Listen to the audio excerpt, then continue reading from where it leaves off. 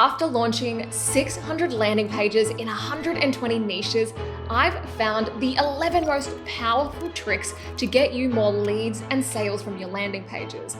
I've been trusted by multiple billion-dollar brands like Linktree to create their high-converting landing pages, and I've even used these tricks I'm about to tell you to make millions of dollars in my own agency. Today, I'm giving you my 11 proven landing page tricks, and I'm gonna show you real client examples so you can easily copy and paste these into your marketing and instantly get more leads and sales today. Alrighty, landing page trick number 1. We want to give your landing page an eyebrow. Now, what does this mean? Well, the eyebrow is the first line of copy above your headline, and it's really important because it quickly makes it obvious whether the page is for your audience. So you can see on this page, which is for one of our clients in the wealth management space. This is our eyebrow, and our eyebrow is $1 million enough to retire in Australia in 2024? And this is the big question on the target market's mind. So this is us entering the conversation and they know they're in the right spot. Now, another example of this is for one of our clients in the property investment space. And the eyebrow here says, looking to invest in property this year. So that person, hopefully in their head, is thinking, yes, this is for me. I am looking to invest this year. Okay, so once your page has an eyebrow, trick 2 is to give your landing page a voice. Now, what do you think will convert better? We have a landing page that comes from a boring, faceless company, or a landing page who comes from an authority who builds a connection with the reader through the copy, and it feels like personalized one-to-one communication when they read it, right? Because that's how it's going to sound in their head. So you can think of it this way: your landing page is your digital salesperson, and on the other end, sometimes we forget, but there's a real person who doesn't really give a shit about your company. They're there thinking, so what? Who cares? What's in it for me? So what we want to do is have this voice talking to them in a way that we show we understand them. But if they're going to be reading it in their head, we want them to start building a relationship with your business. So here's how you can implement this when you're writing the page. You can just make it from the founder or the CEO or another authority in your business. To be honest, you can even just make up a fictional character, cool? So let me show you how we did this for a hair restoration doctor. Right, so we can see here above the fold, we have our headline, we have our eyebrow, our call to action, and of course our offer.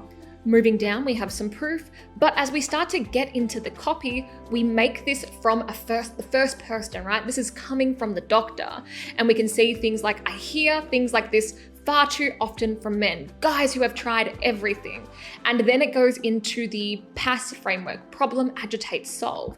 And when somebody's reading this, they're starting to build a relationship with the doctor.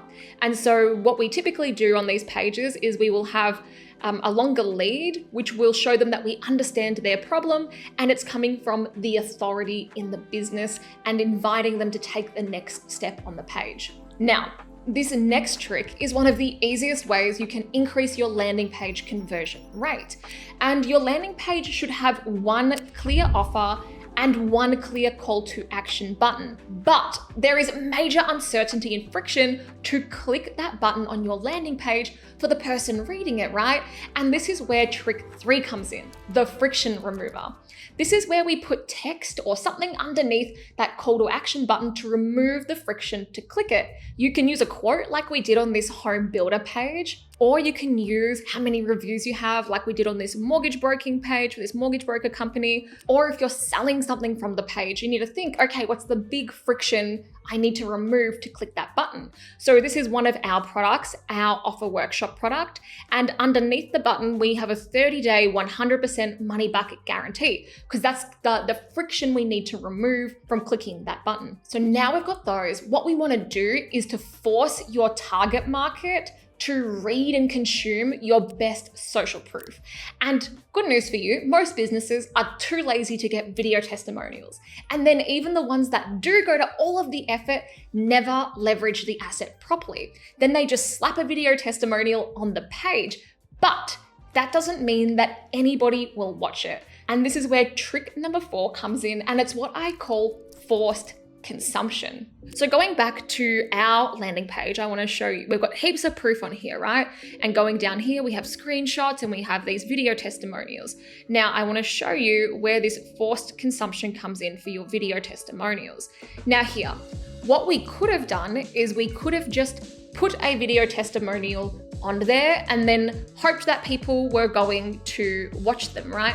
But instead, on our own pages and when we do it for clients, what we want to do is we want to take out the best excerpt or the best quote or the best hook, and we want to have that as a headline above the video. This is the forced consumption, because then even if they don't watch the video, just having the videos on the page helps with proof, but they're going to read through the titles. Okay, let's move into trick number 5 because it's one of my favorites. And you know when you stub your toe on something like a piece of furniture, right? And it bloody hurts, and that's all you can pay attention to. Well, when we do our design of our landing pages, we want to get people to stub their eyes on our landing page in the most important parts and pay attention. To do this, we deploy trick number 5, which is the pattern interrupt. So the pattern interrupt isn't about designing a beautiful page with all of this crazy shit going on there, right? It's about leveraging design strategically to get people to focus on certain sections on the page. So here's an example with one of our wealth management clients where we've used screenshots of big articles or like big publications, and then we've highlighted them. So that's like a little bit different already, right? Because they might not be expecting to see that on the landing page. Then the other part of the pattern interrupt is the fact that we have this warning sign down here. Warning, where our brains have evolved to pay attention to things that could harm us, right? So warning, and then delaying your retirement plan could hold you back from a comfortable retirement. That kind of opens the loop or opens the intrigue, getting them to keep reading. So that's an example of a pattern interrupt. You can see it's going to stop somebody because we haven't used articles throughout the page anywhere else. We're using this red. We don't have that red everywhere else on the page. It's just here to get them to pay attention. Another way that you can do these pattern interrupts is sometimes through ugly design, but sometimes just through certain colors, right? So for example, on this page, we have, I would call it like a call out section, right? Like an offer call out section.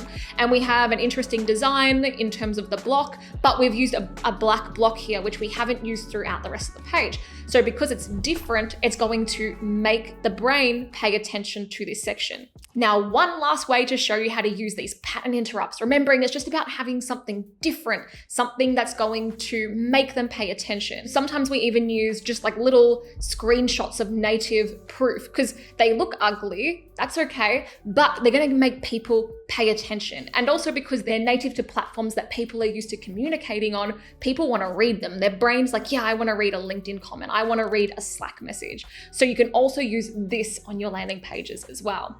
Okay, the next one, guarantee. 99% of marketers miss.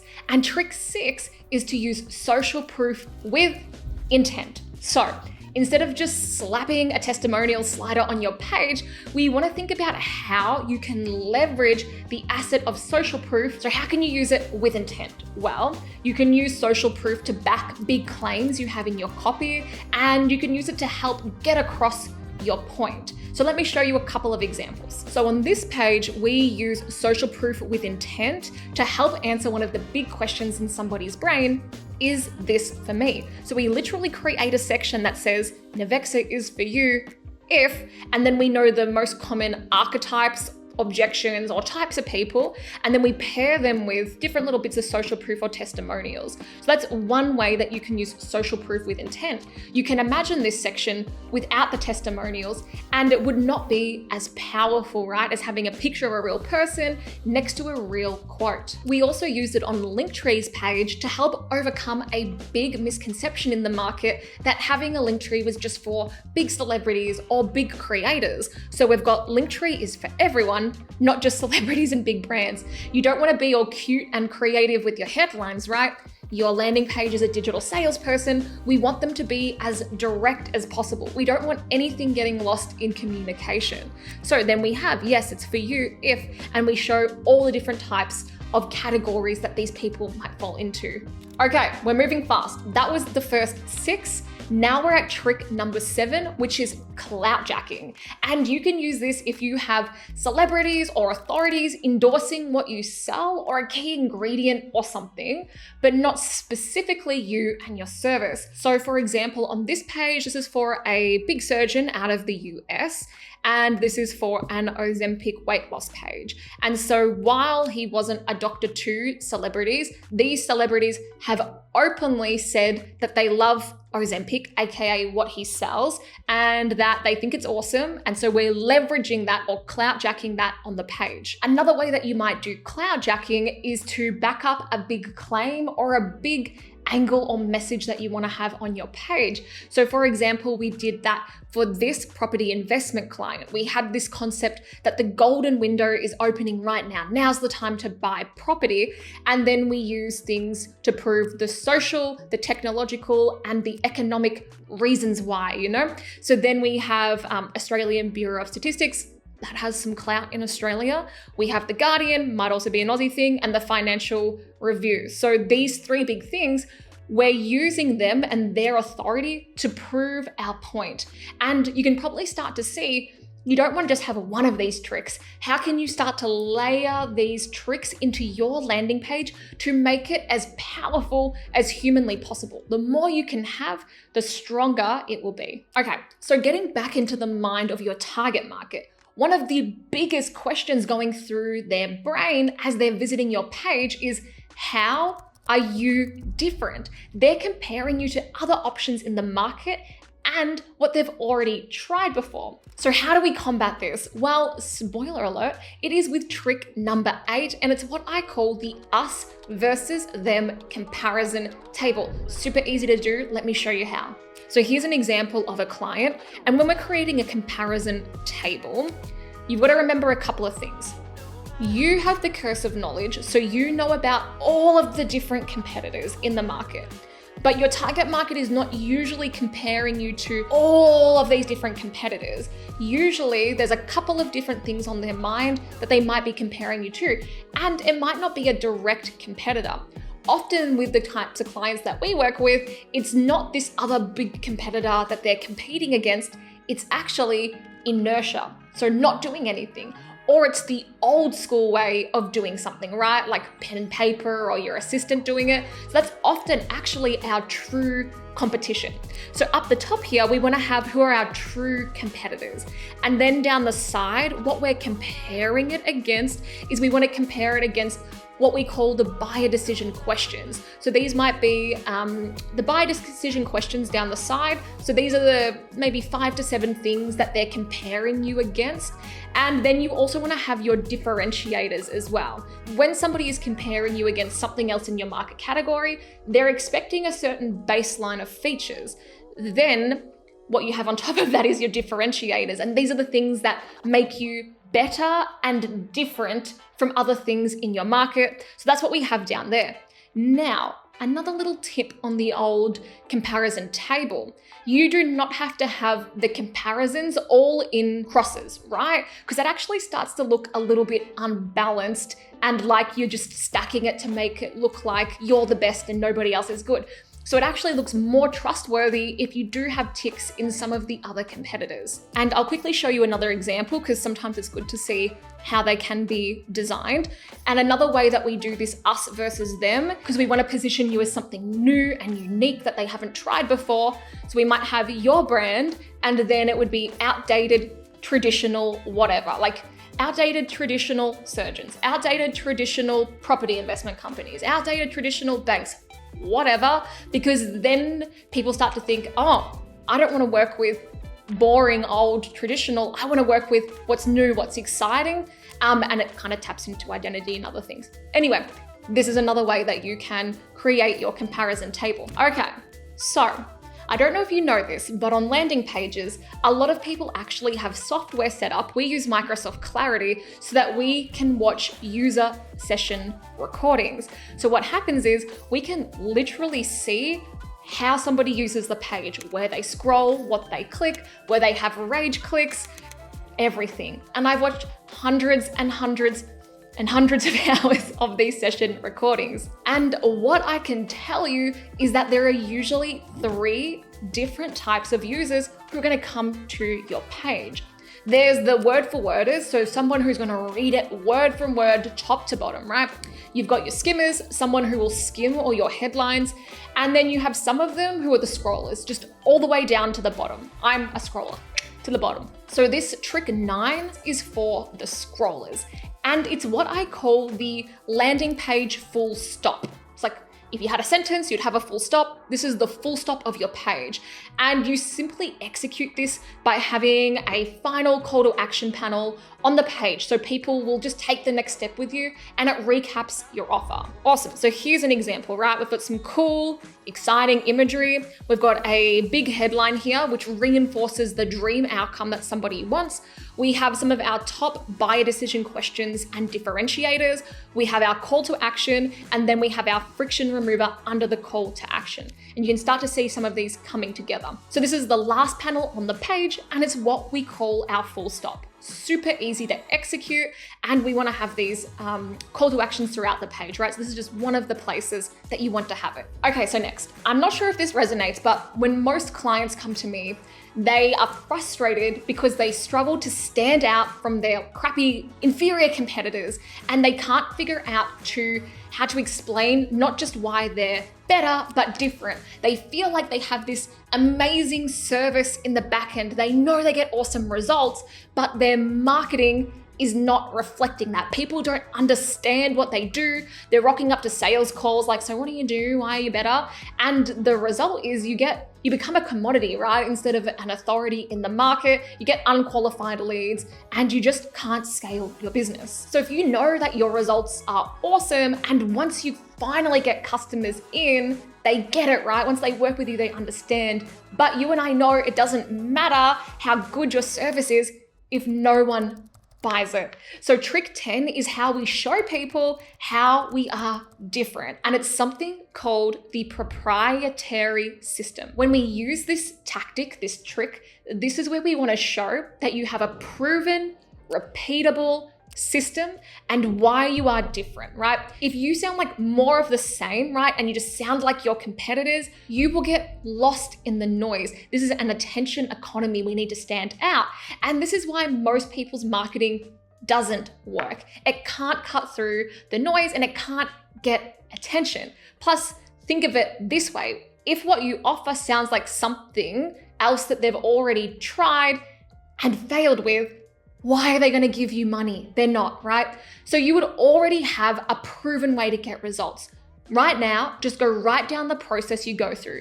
Make it 3 to 7 steps and give it a cool name. Like, we figure this out and deploy this for most of our clients. Let me show you how we do this. Okay, so here's an example of a proprietary system. It's the domino investment strategy. We came up with this client from interviewing them and working with them because there's a story behind it, right? They have worked with people who have worked with other property investment companies, and they've bought their first property to invest in, but then they've got screwed over. It was the wrong property, and nobody wants just one property. They want to build a portfolio of companies. We were like, that's interesting. So what, then there's more thinking, but I wish it was this easy.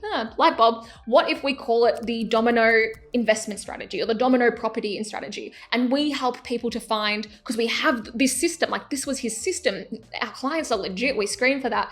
They have this system where you buy the first property and it's a domino because it quickly gets you equity in more of them. So that's what you want to figure out, right? Is, okay, what's my proprietary system? Give it a cool name. Ideally, it has some sort of story or some sort of why to it, and then you just map out the steps. Another example of this is the wealth management company.